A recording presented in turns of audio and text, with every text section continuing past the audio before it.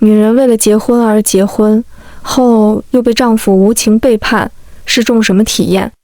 何洛薇没有想到，平常看着稳重的丈夫，竟然也有背叛自己的一天。照片里的男人痴迷地用女人拥吻，而怀中人儿竟一脸享受地笑着，似乎在嘲讽何洛薇是一个不折不扣的失败者。而他不过是勾勾手指，就把男人迷得神魂颠倒，连自己的妻子刚刚怀孕都懒得搭理了。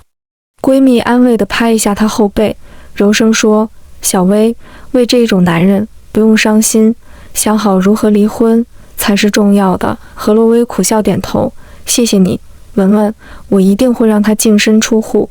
如果敢于背叛，那就要承受最后的结果，不然背叛的成本太低，世上男人就都不怕离婚了。”说完这话，何洛薇眼眶的泪夺眶而出，说不恼火是假的，但她现在没有伤心，而是对婚姻的认清。没有感情基础的婚姻，过不好才是常态。而她在3年前只是为了结婚而结婚，能够得到幸福的几率可想而知了。所以还是奉劝所有人，没有感情基础的婚姻不过是一座牢笼，让渴望自由的人发疯一般的想逃走，而有的人想要从中找到幸福，不过是天方夜谭，痴人说梦。何洛薇看到闺蜜关心的眼神，挤出一丝笑：“文文，你放心，我不会为一个渣男而让自己流泪过3秒。那好，我帮你找律师。”“还是你最懂我。”闺蜜安宇文拨通朋友的电话，说出何洛薇的事，那边一口答应，毕竟这种有一方过错的离婚官司是最容易赚的钱了。隔天上午，何洛薇就按照约好的时间去见周律师了。“你好，这是我找到的证据，够让他净身出户吗？”这照片，周律师低声问，如此清晰的抓拍，若不是近距离接触，恐怕很难做到，不得不让他怀疑是有人故意拍的照片。“你怀疑的没错，这照片是我丈夫情人寄给我的，但他没有想到，当时我闺蜜就在同一家酒店拍到的照片，远比这张更炸裂。把所有资料交给我，我会帮你打赢这场官司，相信我。”“谢谢你了。”周律师和洛薇见完周律师就开车回家，还特意从超市买了新鲜的菜。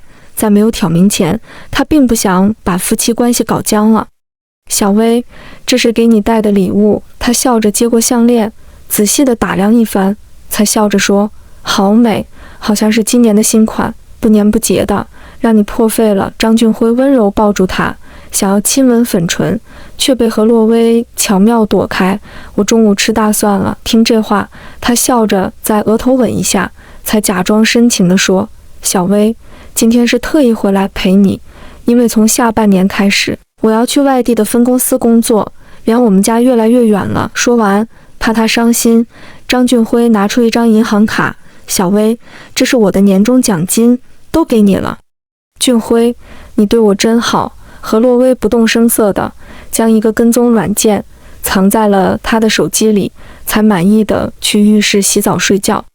今晚，张俊辉早早就上床躺好，而他洗完澡，故意穿一身性感的睡裙，笑着走进床边：“俊辉，我们好久没在一起，今晚我想跟你一起睡。”在印象里，张俊辉是个对男女之事冷淡的人，何洛薇直到现在才明白，他并非凉薄，而是只对他没有兴趣，以至于两人结婚3年，每年在一起的次数都比不上每次来大姨妈天数，可以说是少得可怜。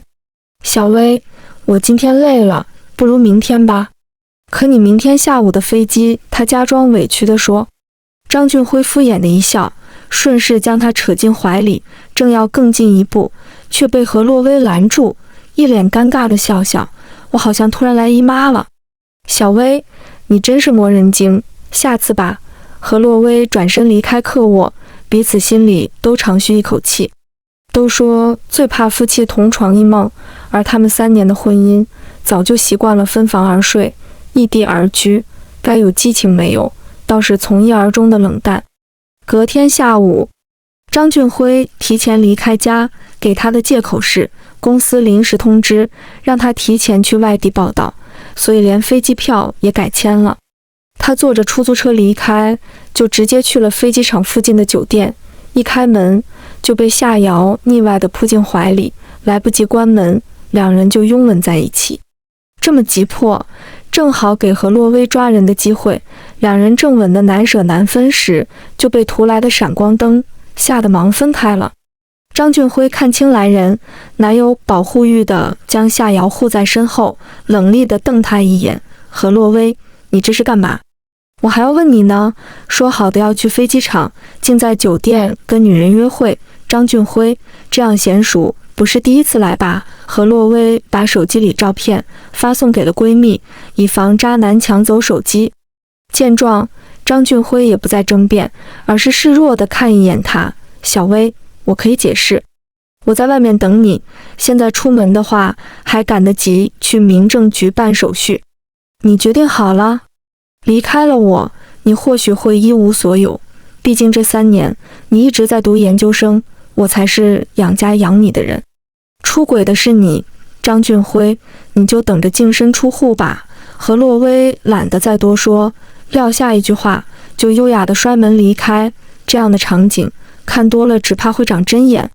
俊辉哥，我们这下怎么办？是不是都怨我不该太想你，才让何洛威抓到你的把柄？夏瑶怯生生地问。与你无关，瑶瑶，我不会让他得逞的。夏瑶依偎在他怀里。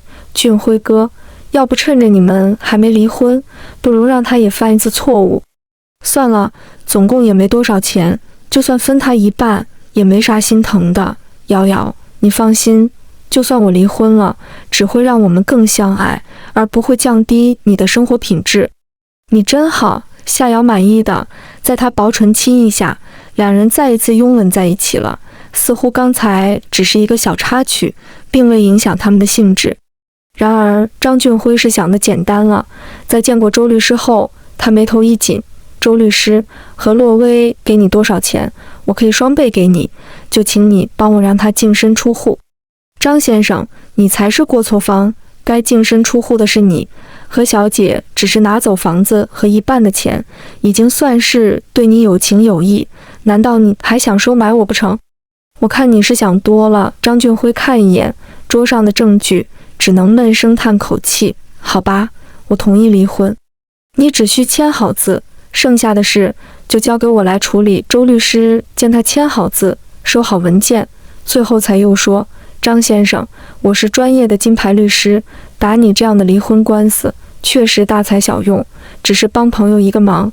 其实我最擅长的是经济纠纷，以后有需要帮助的，随时找我。”听他答应，周律师才笑着离开。而张俊辉因为吃瘪，气得猛捶一下桌子，因为碰到一旁的水果刀，手背竟划开一道血口子，嫣红的血渗出，看着就十分刺目。而他却丝毫觉不得痛，因为心里的窝火已经让他发疯了。我在上班，有时下班再说吧。何洛威没有想到张俊辉会找到公司里来，还气势汹汹的样子，一双眼猩红的吓人。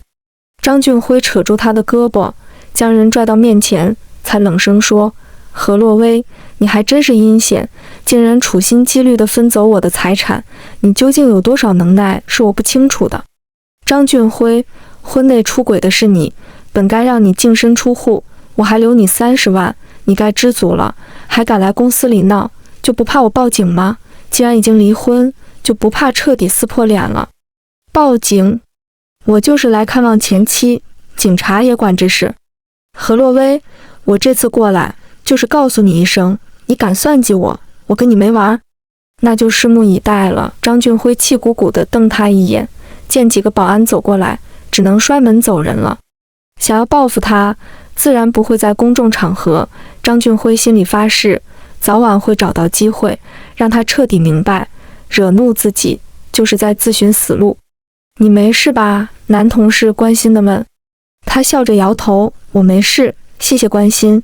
下午我要请假，剩下工作就交给你了。把工作安排好后，何洛威就拿包包走出办公楼，开车去接闺蜜的女儿，因为昨晚胃疼，现在带她去医院。好巧不巧，从医院出来时，竟遇到多年未见的前男友，让她眉头一蹙了。干妈，那位叔叔好像一直盯着你。闺蜜女儿满满，年仅8岁，是一个机灵古怪的丫头，看着小巧，却早早就懂得察言观色。满满，你帮干妈一下好吗？他们低声地嘀咕着，却没有发现赵沐晨已经走到他们身后，轻咳一声：何洛薇，我们又见面了，5年未见，你倒是一点没变，你倒是变得沧桑了。赵沐晨淡然一笑，想要邀请他吃晚饭，却听到满满喊一声：妈，这位叔叔是我的新爸爸吗？听弦外音，何洛薇身边的从不缺男人。这个信息让他眉头一紧，看向何洛薇的眼神变得捉摸不透了。你这个女儿看着不像5、6岁。何洛薇撩人的一笑，我女儿的爸爸是一个篮球队员，身高这一块比一般大的小孩总是高上几公分。赵沐晨，你不会以为我们分手后我就一直恋着你吧？他没有说话，只是默默地盯着他。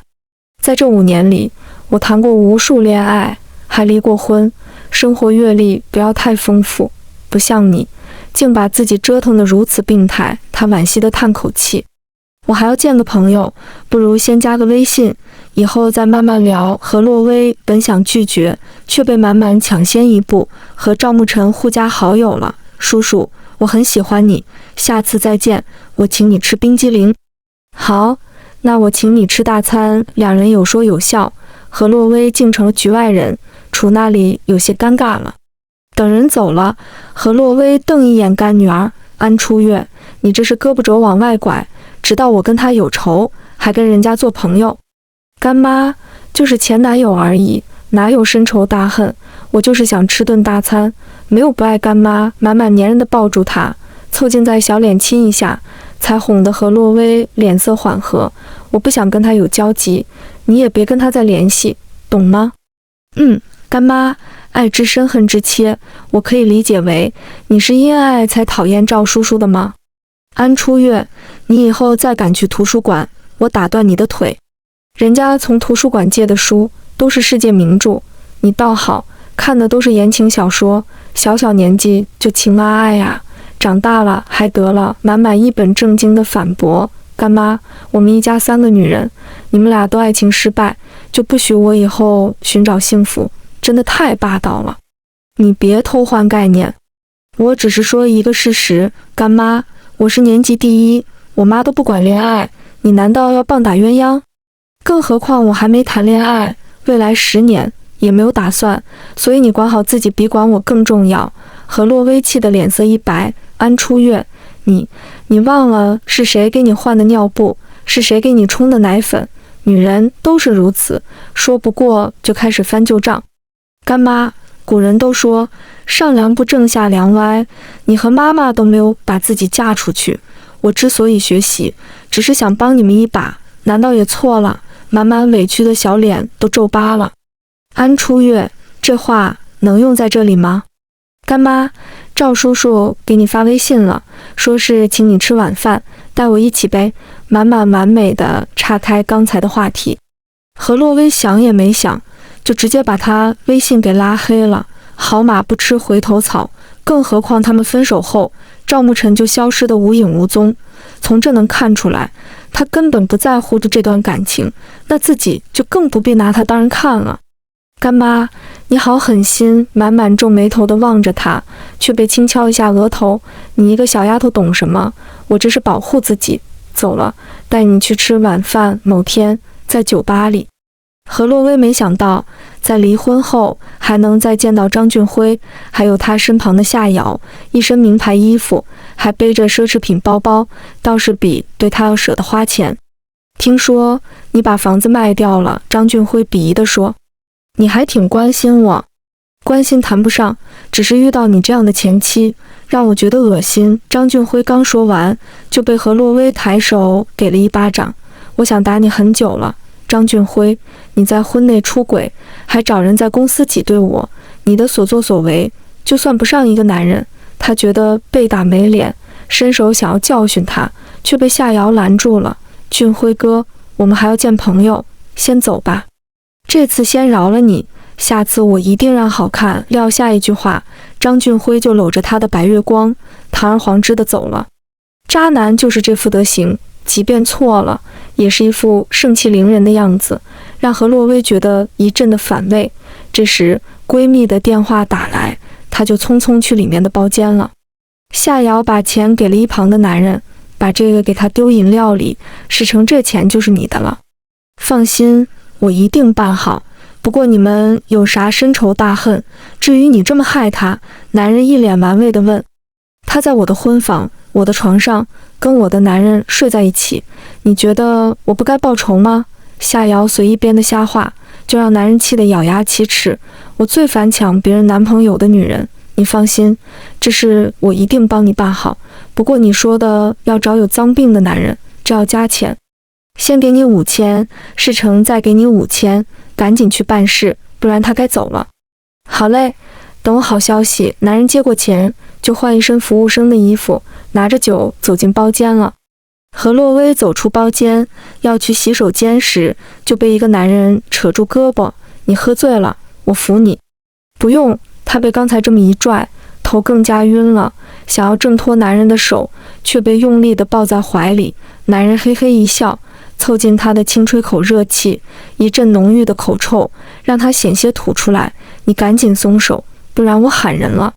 你浑身燥热，还全身无力，如果推开我，你今晚可就麻烦了。不如你现在求我，我还能帮你消除身上的不适，而且你还会飘飘欲仙。男人说着，就将她往酒吧外扯。眼看何洛薇就要被带走，赵慕辰竟突然出现在他们面前了。放开他！你是谁呀？敢挡我的路！赵慕辰抬手给他一拳，男人来不及反抗，就被他又一脚踹在地上。这个酒吧是我朋友开的，你确定要跟我较量一下吗？我今天就先放过你。话还未说完，男人就逃出酒吧了。好汉不吃眼前亏，更何况才给他3000块钱，不值当的拿命玩。赵慕辰将他扶住，低声问：你没事吧？我好像喝错东西，你带我离开这里。我可以带你离开，但你把我微信加回来。赵慕辰，现在是讨论这事的时候吗？他不悦地低吼。赵慕辰被训得一愣，尴尬的一笑，你还是一点没变，凶得吓人。翌日清晨，何洛薇醒来时，望着陌生的环境以及地上凌乱的衣服，让她回忆起昨晚发生的事，是自己将赵慕辰推倒，还一脸强势地跟他说：你帮我这一次，最多我请你吃饭，不许拒绝我。结果她就将前男友给睡了。早，赵慕辰从浴室走出来，一脸邪笑地望向他，让人捉摸不透的眼神以及其中掺杂的情意，让何洛薇紧张地倒吸一口气。早，你昨晚没走。你还说呢，昨晚被你折腾到凌晨2点，我想走也没力气了。现在感觉怎么样？何洛薇脸红的挤出一丝笑。还行，感觉一般般。他本想贬损一下赵慕辰，谁料他竟扑哧笑了。我是问你被下药后，现在身体感觉怎么样？谁问你其他的事了？不过，他话说一半，就几步走到床边，眼神复杂地盯着他。何洛薇，你是离过婚的女人，听说还有3年的婚史，怎么感觉还是青涩懵懂？不会你结了个假婚吧？提到这茬，何洛薇脸红到脖子。我只是身体不适，平常我跟我前夫……不对，我为什么跟你讨论这事？赵慕辰，你少套我话。闭上眼。干嘛？昨晚我啥没看到，而且你身材也就一般般，我也没想再看。何洛薇捡起地上自己衣服，抬脚朝他小腿踹一脚，好狗不挡道。见他一脸得意的走进浴室，赵慕辰紧跟后面的说：何洛薇，你这是用人朝前，不用人朝后，以后别想我再帮你。穿好衣服。何洛薇望一眼脖子上的印子，脸红得发烫了。想不到5年后，他们俩竟又扯到一起，说不上是福是祸，但昨晚确实多亏了赵慕辰。这钱给你，咱俩就算两清了。何洛薇临走时给他500块钱，赵慕辰并未伸手接，他也懒得再啰嗦，直接把钱丢在茶几，就转身要离开，却被他单手扯住了胳膊，把话讲清楚。昨晚你帮我，我也不能欠你人情。这钱就算是你的辛苦费。赵沐晨，我们都是成年人，你不会因此想要赖上我吧？赵沐晨望着他优雅离去，只能苦涩的一笑。这女人还真是让他头疼。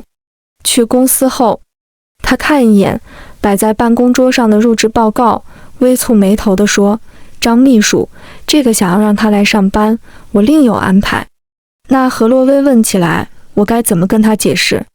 你就实话实说，说我把他拿掉的。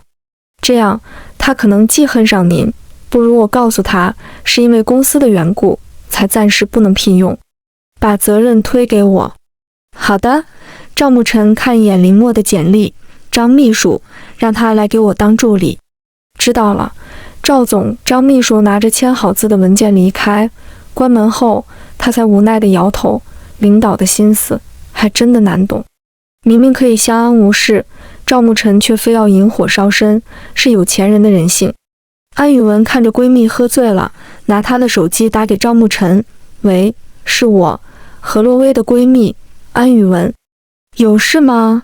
她慵懒地问。安宇文冷声开口：“我就想知道，你为何不让何洛薇去公司上班？难道是为了打击报复？我想你不是这么公私不分的人。”“我说，是因为公司不允许办公室恋情，你信吗？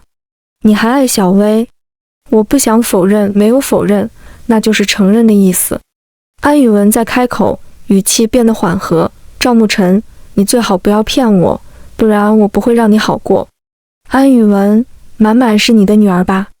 不错，何洛薇虽说离婚了，你要是不爱她，请你别招惹她，没有你们男人，我们3个人也能过得很好。赵沐晨微顿一下，才淡漠地说：“5年前我都是为母亲而活了，现在我想为自己活一次。”“我信你一次。”安宇文刚挂断电话，就看到直勾勾望自己的何洛薇：“你刚才睡着，我帮你接的电话。”“哦。”何洛薇慵懒地笑笑。“那个，你去的新公司打来电话，说让你等一等，他们会给你安排新的岗位，如果你愿意等的话。”“我估计没戏。”赵沐晨在公报私仇，他恨不得我不去公司上班，我想还是得找新工作。“也行。”安宇文看着他在喝酒，犹豫片刻，才又开口：“小薇，我听你说过，当初你和赵沐晨分手是你提的。”“对呀，我提的分手，他也没有挽留。或许我说分手，正好让他出国更顺利了。男人嘛，都是自私自利的，没一个是例外。有可能他是有苦衷，那也说不准。”何洛薇喝完最后一口红酒，才悠悠地说：“文文，他最大的苦衷就是不知该如何跟我提分手，不然也不会消失得无影无踪。”“那你们这次重逢，他有解释过吗？”“没有，说了我也不想听。”何洛薇觉得他现在最不想要的就是男人的感情。他才将房子卖掉，手里多了50万，享受生活多好，何苦再让自己陷进感情里，徒增烦恼？安宇文听说何洛薇险些被算计，都是张俊辉搞的鬼，他第2天就去找他算账了。他刚走进办公室，就抬手打人。张俊辉恼羞成怒，扯住他的胳膊，就想动手教训他，却被一只手给拦住。抬眸时看向手的主人，吓得他忙松开手了。“顾总，是他在闹事，我只是替公司考虑，把人赶出去。”“她是我女朋友。”顾浩握紧他的手，带着人儿就走进办公室，而被甩在身后的张俊辉一脸的生无可恋，因为顾浩是新来的副总，得罪了他，等同于丢了工作，是个人都会崩溃。“文文，我们终于又见面了。”安宇文微微一笑：“顾浩，帮我一个忙。”“张俊辉，我会处理他。”“谢了。”安宇文转身要走，却被他单手拉进怀里，肆意地吻过之后，他才痴痴地说：“文文，既然再遇到，我不会再让你从我身边离开。”“你敢威胁我？”顾浩委屈地苦笑：“我是在求你，文文，求你留下来，别离开我好吗？我要去学校接孩子。”“我陪你一起。”安宇文用手拦住他：“我是一个大人，不需要任何人陪我。”1周后，何洛薇终于收到公司人事的电话，让他周一来报到。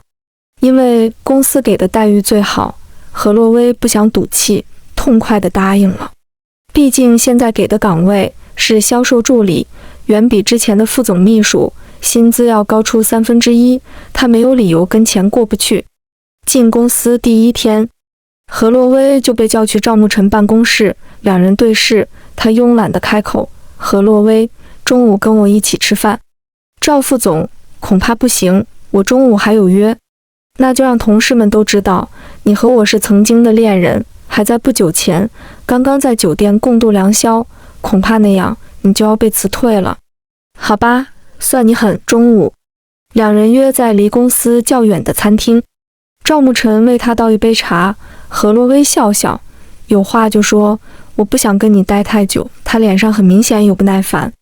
赵慕辰扯出一丝笑，故意的在他手背摸一下，才一脸深情地说，小薇，我这么爱你，是非你不娶的。你疯了！何洛威伸手摸上他的额头，一脸嫌弃地说，体温正常，也不是晚上，怎么就开始胡说八道了？但他们一举一动，在身后女人的眼里，却是在谈情说爱，让他嫉妒的要发疯，气鼓鼓地走上前。赵慕辰，你拒绝我的表白，就是为了他。既然你已经看到了，也该放弃，毕竟一味穷追猛打，只会让我反感。他一身穷酸样，哪里比得上我？赵慕辰，只要你娶我，就是林家的未来掌舵人，难道还不能让你心动？原来眼前女人就是林氏企业老总的独生女，妥妥的豪门千金，娶了她就能实现阶层跨越，成为人生赢家。可赵慕辰偏偏就是瞧不上她。我只爱她，此生也只想娶她为妻。何洛威想要反驳，却被赵慕辰低头吻上粉唇，强势纠缠许久，才终于松开她，还不忘宠溺地来一句，小薇，我真的很爱你。这话终于让林梦娇气鼓鼓地摔门走了。你叫我来吃饭，就为了摆脱他，不然呢？你不会以为我对你旧情难忘吧？赵慕辰抿下嘴，淡笑地问。何洛威点下头，这样也好，咱俩算是两清了。赵慕辰，以后咱俩在公司就当是陌生人，你要是再敢纠缠我，别怪我动手抽你。赵慕辰突然一笑，时间充裕，把午饭吃完再走，正好我也有话对你说。懒得奉陪，他正要走，就听赵慕辰淡淡的来一句，你是一个新人，我作为老员工说几句话，你爱听不听？反正与我没有半点损失，被这么一刺激，何洛威还就真坐下来。你说我听。赵慕辰微抿一口酒，才慵懒地说，我的新助理林默是老板司机的侄女，我之所以用她，是在我身边过渡一下，方便以后轮岗。继续，你确实不适合当助理，非能力的原因，而是你的性格更适合做销售。我也没有公报私仇，对于我们的往事，那只是一段过眼云烟，与我毫无影响。谢谢赵副总，特意跟我解释这些，对于你说的往事，我早就忘记了。还有能跟你共事，是再正常不过的小事，希望你能公私分明。几天后，在公司里，何洛威刚上班不久，就被女领导安排去照顾赵慕辰一天。秦总，我是你的助理。秦娇娇笑着点头，我知道啊，不过林默休假一天，赵总身体不适，你帮我这个忙好吗？行吧，既然领导发话，何洛威也只能去他的办公室。刚推开门，就闻到一股浓郁的酒气，而躺在沙发里的男人一副慵懒而帅气的样子，让他本能地倒抽一口气。赵总，这是你要的冰美式。过来。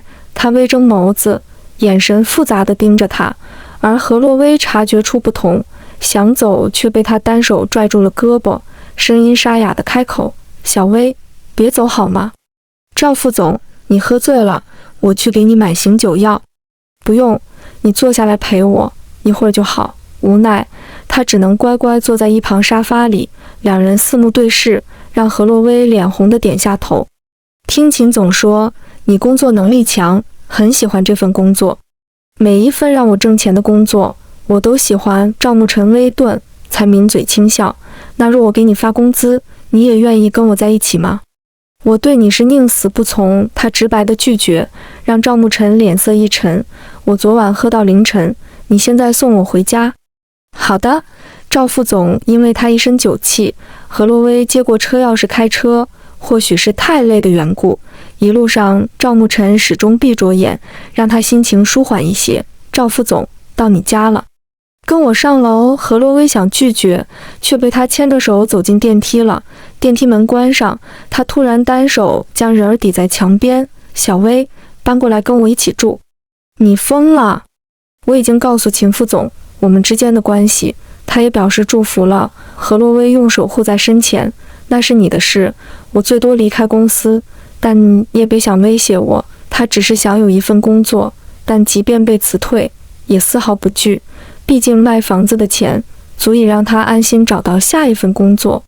赵慕辰没再说话，在他搀扶下走进了家，但在关门的刹那，低头吻上他的粉唇，肆意地亲了许久，直到看他快要窒息，才松开手，声音低哑地说：秦父总是我好兄弟的媳妇。那很好啊。他猛地推开人，一脸嫌弃的擦着嘴角他残存的气味，心里却砰砰直跳。我再跟你解释。我知道。他优雅地起身，单身隔开两人的距离，才又开口：赵副总，要没别的事，我先回公司了。何洛威，5年前我突然离开，是因为带母亲去国外看病，现在我突然回来，也是为了一个人。听这话，他微微一震。伯母还好吗？他点点头。在国外治疗5年，已经基本控制病情，但至于能活多久，那就看天意了。不过母亲希望我能够追回喜欢的人，不让人生留有遗憾。哈哈，伯母还挺操心的。赵慕辰将一枚钻戒放在他脸前，一往情深地开口：小薇，我会离开公司，所以做我女朋友吧。这两者没有直接关系吧？公司不让内部恋爱，但我离开，那就不存在违反公司规定。何洛威一脸惊讶：你要辞职？他点头。过段时间想要创业，合伙人就是秦娇娇的丈夫。小薇，你看我都为你付出这么多，就给我一个机会好吗？求你了。他苦涩一笑。赵慕辰，你现在喝醉了，等你酒醒再跟我谈论这事。要在桌上，记得吃。望着何洛威逃之夭夭的背影，赵慕辰君脸上挤出一丝苦笑。当年一走了之，现在追妻火葬场，他可是有的吃苦了。不过哪怕有登天之苦，他也不会放弃，此生注定要娶何洛威。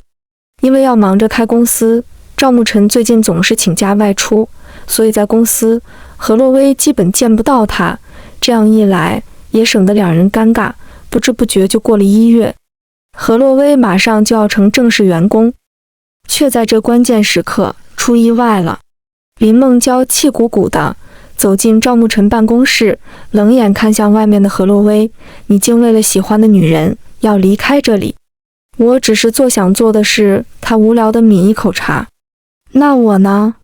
在国外陪你5年，是你最阴郁的时刻，难道你都忘了？赵慕辰递过来一张支票，这是我妈给你的，感谢你这5年来在医院对她的陪伴。林梦娇，强扭的瓜不甜，你早该放弃的。我若非要把你夺回来，在这个公司闹得人尽皆知，你又该如何处理我们之间的关系？他们正在僵持。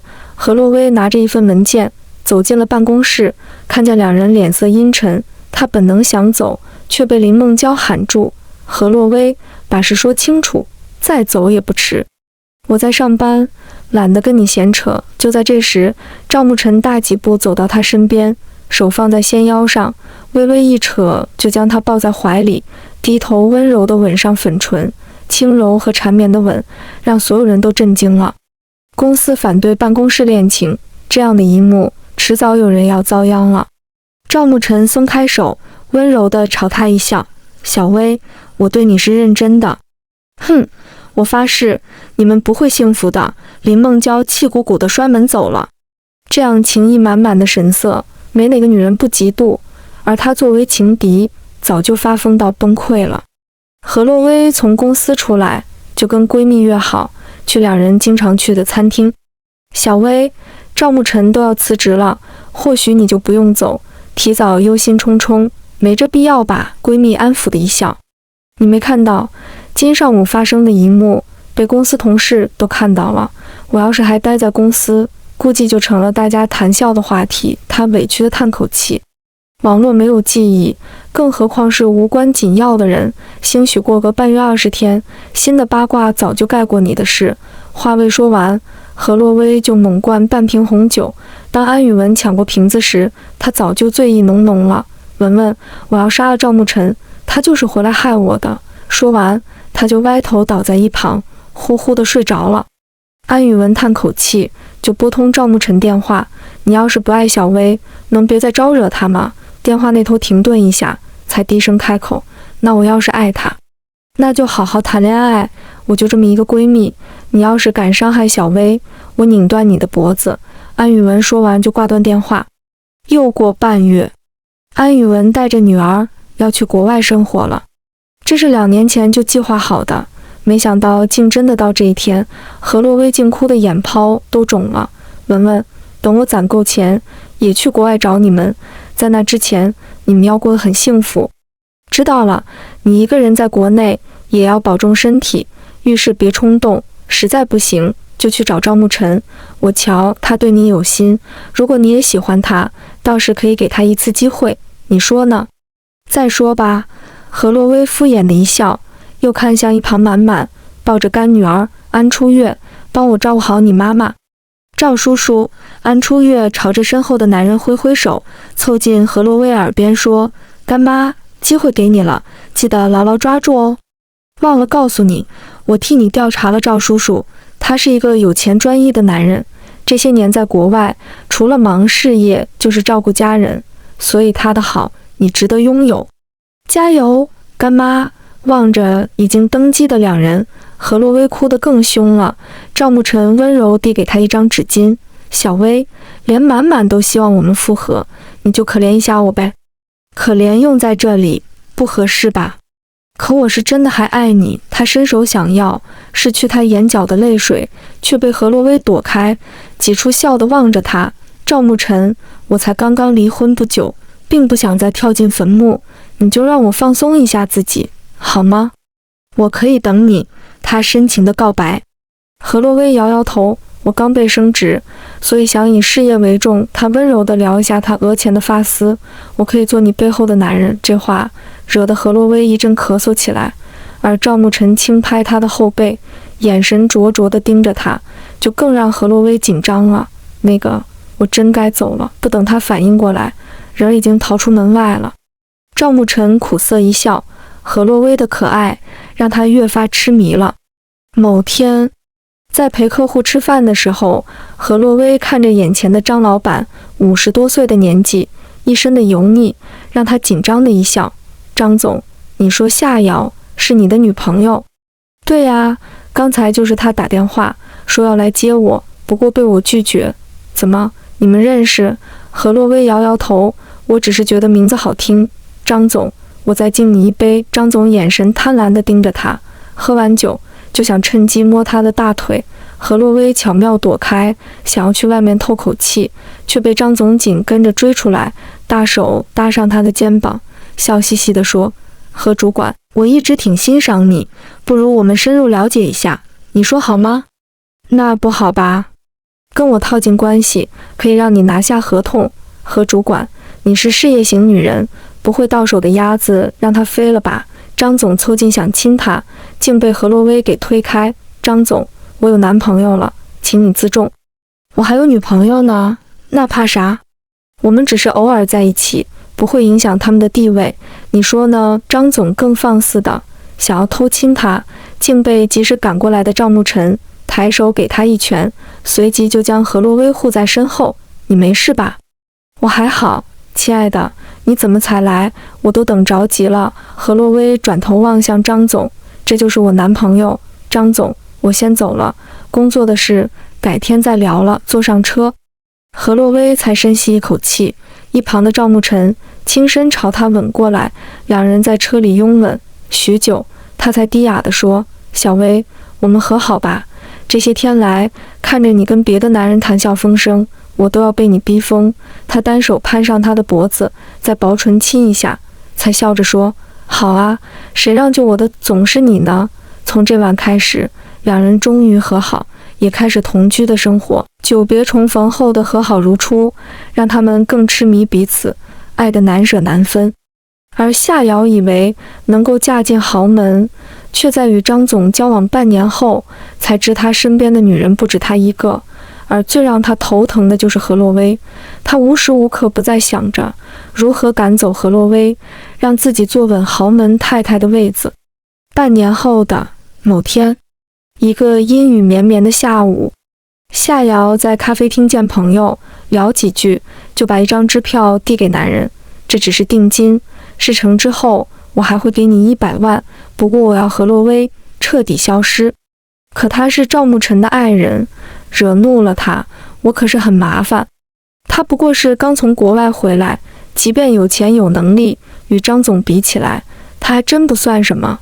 梁修，你不会怕了吧？梁修是雇佣兵出身，有钱就赚，可今天居然犹豫了，可见赵慕辰并非表面的那么简单。谁让我欠你一个人情？这是我接了。梁修拿着钱起身离开。他开车来到一个酒吧，将照片和钱都给了面前的男人，才低声说：帮我搞定这个女人，最好让她从此消失。修哥，我从不杀人。梁修眉头一挑，让人消失的方法很多种，你可以让她待在大山里，或者嫁给一个乞丐，不管如何，只要不回这里，别人也找不到她。就算你完成任务，这50万就都归你了。明白了。男人把钱揣兜里，就转身离开酒吧，但在他经过走廊时，却被对面的人把他口袋的照片给换了，该被抓的竟成了夏瑶。一个破旧仓库里，夏瑶被欺负的一身伤痕，她胆怯地望着男人：你到底是谁？为什么要害我？你不用管我是谁，我知道你是何洛薇。对了，你得罪不该得罪的人，所以必须消失。男人不给他反驳的机会，抬手将他打晕，装进麻袋后，就扛着丢进门外的车里，猛踩一脚油门，车子消失在黑夜里了。害人中害己，夏瑶终是掉进自己设下的陷阱，而本该被算计的何洛薇，却安稳地待在赵慕辰身边。两人漫步在金黄色的沙滩上，望着远方的夕阳，嘴角荡起一丝笑。你要跟我说一件事，现在总该说了吧？这是夏瑶想要害你的证据，看一眼偷拍的视频。何洛薇后背一凉，赵慕辰，那还等什么？我们赶紧报警。据我查到的，他想害你不止一次。小薇，我已经帮你解决了这事，你要如何感谢我？何洛薇踮起脚尖，在他薄唇狠狠亲一口，才笑盈盈地说：我爱你，赵慕辰。我也爱你，小薇，嫁给我好吗？等参加完文文的婚礼，我再答复你好吗？他只是太紧张，想要让自己缓和一下，却不想赵慕辰已经偷偷将钻戒戴在他指尖了，还特意的单膝跪地，一脸痴情地说：小薇，我们错过了5年，往后余生让我待在你身边，哪怕是当一个备胎，或者当你普通的朋友，就是别赶我走，好吗？何洛薇温柔地抚平他微皱眉头。赵慕辰，在我有危险的时候，你都能及时出现，这份在乎，我岂能不知道？那你是答应了？他一脸的惊喜，他却摇头了。赵慕辰委屈巴巴的眼神，让人看了心疼。何洛薇在薄唇亲一下，才一脸笑意地说：赵慕辰，我不要你当备胎，也不想跟你做普通朋友，我想当你的赵太太。他深情吻一下雪白额头，才一脸痴情地说：赵太太，很荣幸当你的赵先生，唯一的那种。